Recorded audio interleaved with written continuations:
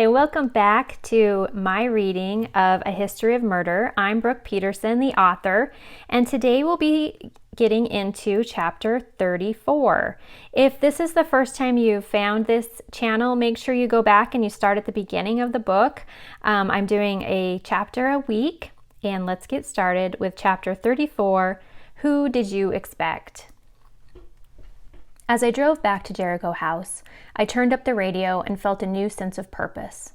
I wanted to go straight to the Opera House and confront Luke, but first I would check in on Grandma Lily. Hopefully she had found my note and wasn't worried about me. There were often cars parked on the street in front of Jericho House because of our home tours and Claire Harlan's B&B next door. In fact, it was so commonplace, I didn't even register those on the curb that afternoon. Instead, I rolled into the driveway and shut off the engine of the car. I was whistling, experiencing the first bit of relief I had felt in a few days. I walked through the back door of the old house and into the kitchen. As I placed Grandma's giant keychain and my backpack onto the center island, I heard raised voices down the hall. One of them belonged to my grandma. "I do not know what she's talking about," Grandma Lily cried. "She killed my father. She's nothing but a gold digger." I hurried down the hallway and found Grandma Lily in the parlor with Art's daughter, Alice, and a small man wearing a gray suit at least one size too big for him. The man's brow was knit tightly, and he kept looking longingly towards the front door of Jericho House as if he desperately wanted to make an exit. Officer Porter flanked Alice on the other side. I was so wrapped up in trying to understand what was going on, I didn't notice Chief Garner. I didn't see him, that is, until I felt his eyes on me. He was standing apart from the others, in his favorite spot near the fireplace.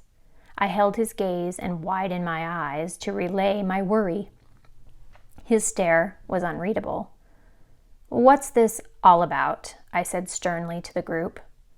Grandma Lily turned and smiled when she saw me. She tilted her head. "Hi, dear. How was your trip?" "It was fine, Grandma. What is going on here?" Alice spoke. "I'll catch you up." Her oversprayed hair didn't move an inch, although she was gesticulating wildly. "Your grandmother is a murderer, and I'm trying to convince these small-town moronic cops to do something about it." The small, nervous man coughed. This must be the attorney whom she'd referred to earlier. I felt sorry for the man having to defend Alice. Alice turned to the chief. "Chief Garner, why aren't you arresting this woman? She clearly killed my father for his money." Garner took a few casual steps towards the group at the center of the room. He looked exhausted. Dark circles showed under his eyes, and his hair was ruffled at the crown of his head. "Ma'am, there is not enough evidence against Mrs. Martin to warrant that. In fact, there isn't enough evidence to arrest anyone with the death of your father so far." His voice sounded as tired as he looked. "I have to disagree," Officer Porter started. Garner's glance back at her was unyielding. She lowered her eyes obediently, but looked up at me once again to glare at me. I stepped forward and put myself between Grandma Lily and the others. "Alice, if you think Art was killed for his money, I'd say you're the better suspect." Alice's eyes contracted into small slits. "Be careful, young lady. You don't know me." "Really? I know you always come to town with your hand out. Then, as soon as it's filled, you leave." Alice put a skinny finger in my face. "My dad owed it to me after the crappy childhood he put me through," she sneered. "So you admit it?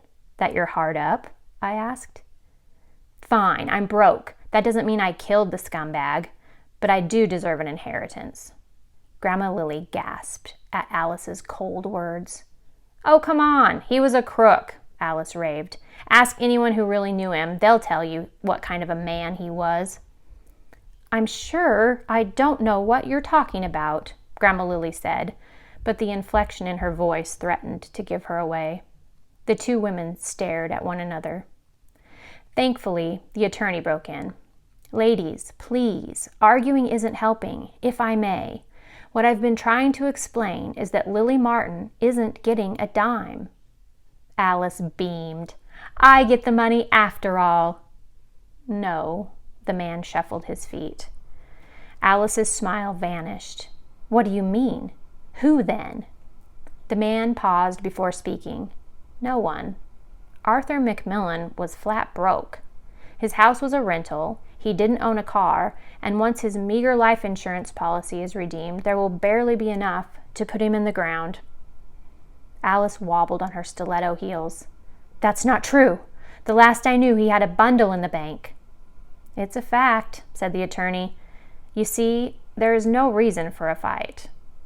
The attorney seemed pleased with the neat and tidy solution he had presented. Alice was shaking her head. She put her bejeweled hands to her temples, and her turquoise pupils darted back and forth. An idea came to her. But Lily didn't know my dad was broke. She killed him expecting to get the money.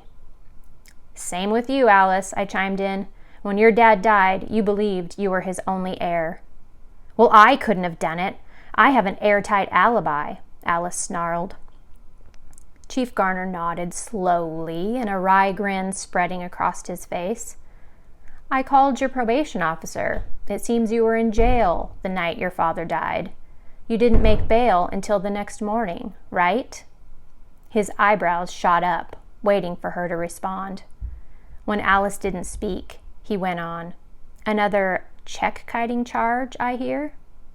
She glared at him. Who did you expect after being raised by that con man, Mother Teresa? For the first time, I actually felt sorry for Alice. I wondered when she'd figured out that her father was nothing but a crook. How many lies had he told her over the years? But any sympathy I was beginning to feel for her ended abruptly when Alice started looking for Jed. Where is that mutt? He's probably worth at least a few hundred. You can't have him, I cried. Officer Porter helped Alice search the room. They looked for Jed under the couch and near the windows. Alice attempted a weak whistle. Stop it. The chief's low voice boomed throughout the room, causing me and everyone else to jump. I have had enough. The dog will remain with the Martin family, Chief Garner instructed. Alice tried to speak, but the chief pointed at her sternly as he went on. Lily Martin was to inherit Art's property. That includes Jed. Besides, I happen to know that Lily adopted the dog as a gift for Art, so it seems right either way. Garner met Grandma Lily's gaze and offered her a sympathetic look. Alice made the face of an angry child. Fine, I don't want that stupid flea bag anyway. She stomped past Grandma Lily and me with a huff. She went through the foyer and out the front door. Her attorney and Officer Porter were on her heels. Elliot meowed, what I'm sure meant, good riddance. However, as I watched her go, it dawned on me that yet another one of my prime suspects was in the clear. The pressure was still on me to find out who killed Art, because even if Alice was off our backs, Officer Porter certainly was not. I looked first at Grandma, then at Garner. Grandma Lily sighed and sank onto the couch. What an ordeal, she said. Chief Garner went to her and placed a hand on her shoulder. Take it easy, Lil. He smiled warmly and looked into her eyes. Then he turned to me. Walk me outside, Chloe? We went to the front porch together. I noticed the afternoon sun was getting low, casting long shadows stretched across the expansive lawn. I put my hands in my jean pockets, suddenly feeling self-conscious. Thank you for helping us in there, I said. I don't know what I would have done if she had taken Jed away. I couldn't let that happen, he answered. How would Jed come to visit me late at night? His green eyes twinkled. What happens now? I asked. I'm not going to lie to you, Chloe. It doesn't look good for Lily. The evidence is weak, but it's all tied to her. I'm sorry to tell you this, but if I don't make an arrest by the weekend, the state police will come in and take over the investigation. I'll have no influence at that point.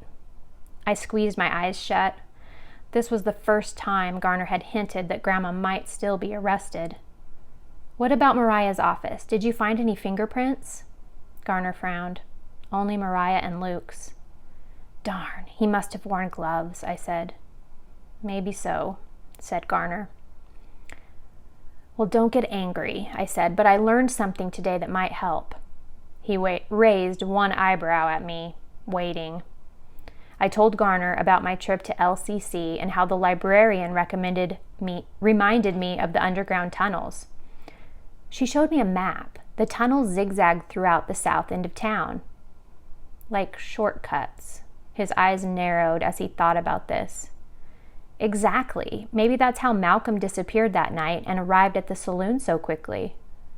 Maybe, but the tunnels were condemned several years back, long before I came to Jericho Falls. Law-abiding citizens might care. I doubt Malcolm would. Chief Garner smiled.